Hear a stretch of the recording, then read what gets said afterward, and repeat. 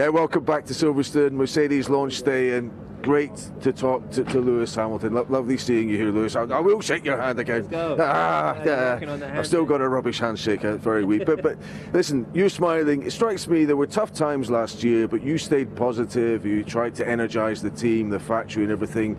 Hopefully, do you get your reward now with the car, which doesn't have some of the issues that last year's car had? I hope so. I think every single person in the team hopes so. I think everyone's been working so hard over these past months. People naturally working so hard at their desks, and then in this past week it's been so exciting because you're seeing all these elements that they've been working on in the virtual world brought into reality. And you know, we've had these problems that we faced last year, and we've gone round and round and round trying to understand what those are and how we can fix those. And we won't truly know until we fully get in the car, but we believe we have hit the nail on the head in some of those areas, and some of them we'll still have to work on. But yeah, and this is the most exciting period of time. We're in Silverstone. The sun is up here in February. You know, like it's a good omen. Yeah. Amazing, yeah, definitely. So and this is the day that there's only 2 of us out of almost 8 billion people that get to drive this car, and so I feel so privileged, and then therefore just incredibly excited.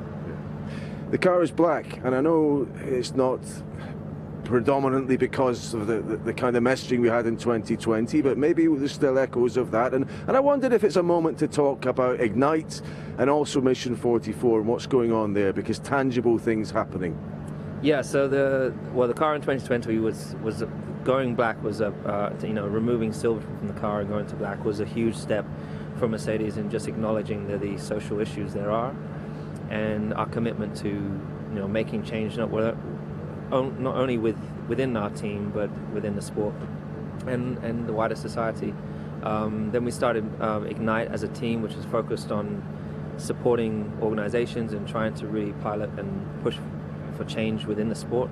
For example, getting more young girls into STEM subjects and hopefully into our sport, because it is a male-dominated sport. And then I have Mission 44, which is really at the core of my heart and my passion project. It is a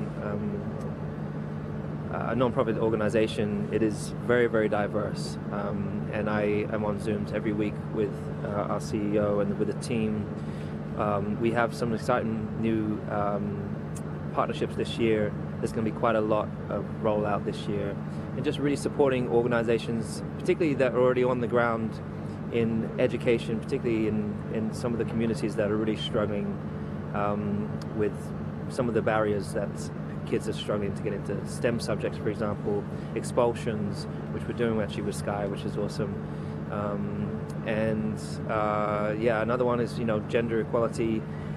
There is a really quite a wide range, but ultimately Mission 44 exists to transform the lives of young people, particularly, and try and close the gap within employment, education, and societal issues that are out there. So I'm excited for what we're doing, and I want to expand it at some stage to the US and also to Africa. So there's a huge amount of work to do. There's, of course, we've got to continue to raise more money in order to have those impacts in those different places. But we're already starting to, for example, my team have done such an amazing job. If you see today, this is the most diverse car launch I reckon you're going to see. And that's through having those difficult discussions over the years. That's through people that are already in the team who are making that change and working to try and help discover and create opportunities. If you go to the factory, you'll already see that we're working with the Mulberry Fund. The kids down in London are now coming up from different backgrounds, and they are seeing what an opportunity at STEM can lead to.